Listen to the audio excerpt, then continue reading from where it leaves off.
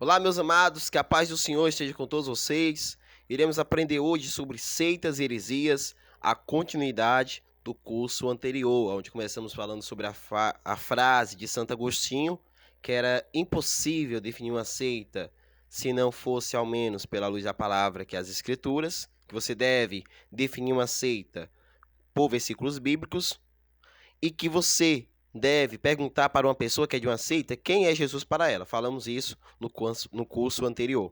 Então, sem mais delongas, vamos ao nosso curso, tá?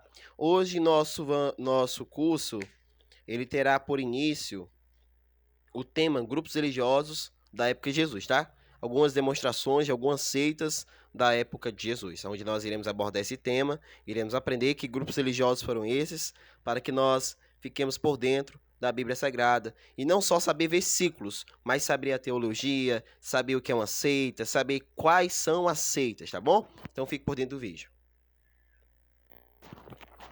Então, voltando aqui ao vídeo. Grupos religiosos da época de Jesus, tá? Vamos aqui para a introdução do estudo.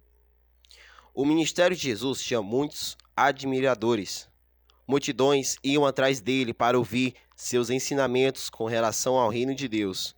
Tais ensinamentos, além de abrir o caminho da salvação para muitas pessoas, despertavam também a inveja de vários grupos políticos e religiosos daquela época. Como eu disse no curso anterior, ninguém ensinou como Jesus. Ninguém ensinou como Jesus. Por quê? Porque Jesus ensinou com amor, ensinou sem mentira, ensinou ali na cara das pessoas. Isso aqui é verdade, vocês devem se arrepender. Ele sempre soube falar com as pessoas, porque ele é o próprio Deus encarnado, tá bom? Então os grupos políticos e religiosos perseguiam a Cristo. Então já deu-se o início de uma seita, tá? Os fariseus eram uma seita, os escribas eram uma seita, os sacerdotes eram seitas, os saduceus eram seitas, porque até os sacerdotes, naquela época, perseguiam a Jesus, tá? Diz assim: você já deve ter se deparado durante uma leitura da Bíblia com os seguintes nomes: escribas, fariseus, sacerdotes, saduceus. Herodianos, zelotes, publicanos, samaritanos também é considerados seitas. O que esses grupos tinham contra a mensagem da salvação? E essa pergunta fica para você: o que esses grupos que eu citei tinham contra a mensagem da salvação? É porque sabiam que a chegada de Cristo iria mudar muita coisa.